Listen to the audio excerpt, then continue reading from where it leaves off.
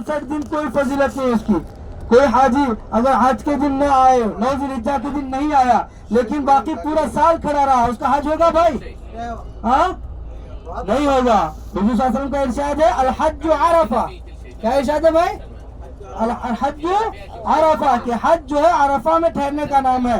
मैदान अरफात में 9 ज़िलहिज्जा की सुबह से लेकर सूरज गुरूब होने तक ठहरना, उससे एक सेकंड के लिए भी अगर कोई ठहरा तो उसका हज हो जाएगा, एक लम्हे के लिए भी। लेकिन कोई सूरज गुरूब होने के बाद आया, उसके बाद पूरा साल भी खड़ा रहा, उसका हज नहीं होगा। समझ रहे भाई? तो मैदान अरफात की जो फजीलत है सिर्फ किस दिन है?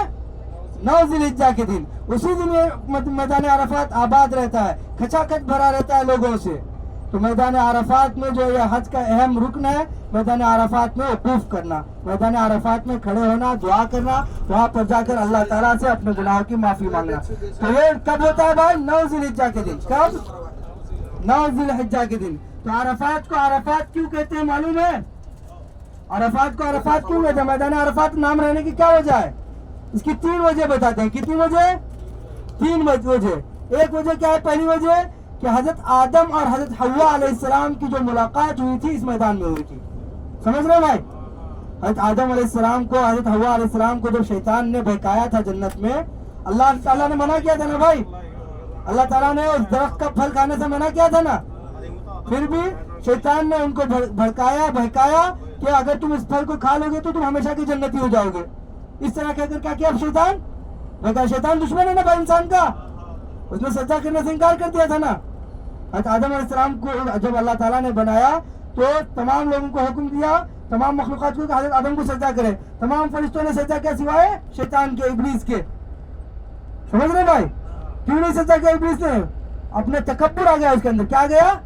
कि इंसान, ये हजरत आदम तो मिट्टी के है, मैं आग का हूँ, आग की कुव्वत क्या होती है भाई? ज्यादा होती है। ये कहकर उसको तकब्बुर आ गया और उसने हजरत आदम अलैहिस्सलाम को सज्जा करने से इनकार कर दिया, यानी अल्लाह के हुक्म की नाफरमानी की। तो अल्लाह ने उसको जो क्या कर दिया? झुटकार दिया हमेशा के लिए। अब जो है वो उस दिन से क्या हो गया? हजरत आदम अलैहिस्सलाम का दुश्मन बन गया। तो जन्नत में अल्लाह ताला ने हजरत आदम अलैहिस्सलाम को एक फल खाने से मना किया था, लेकिन शैतान ने उनको बहकाया और हजरत आदम अलैहिस्सलाम ने वो फल खा लिया। अब उसकी सजा के तौर पर हजरत आदम अलैहिस्सलाम और हजरत हव्वा अलैहिस्सलाम को जो है अल्लाह ताला ने क्या कर दिया? दुनिया में भेज दिया। कहाँ भेज दिया भाई? दुनिया में। हजरत आदम अलैहिस्सलाम को कहाँ भेजा? दुनिया में। कहाँ उतरे थे हजरत आदम अलैहिस्सलाम? श्रीलंका की एक पहाड़ी पर, संदीप, सर अंदीप कहते हैं उसको। क्या कहते हैं? सर अंदीप। श्रीलंका में एक जगह है, एक पहाड़ी है, वहां पर हजरत आदम अलैहिस्सलाम उतरे। कहाँ उतरे? श्रीलंका, मालूम है ना भाई? हाँ, श्रीलंका की एक पहाड़ी पर, सर अंदीप पर। और हजरत अम्मा हव्वा अलैहिस्सलाम कहाँ पे उतरी भाई? जद्दा। कहाँ? जद्दा। जद्दा अरबी में दादी को कहते हैं, दादा दादी को कहते हैं, तो उसी वजह से जद्दा का नाम जद्दा पड़ गया। समझ रहे?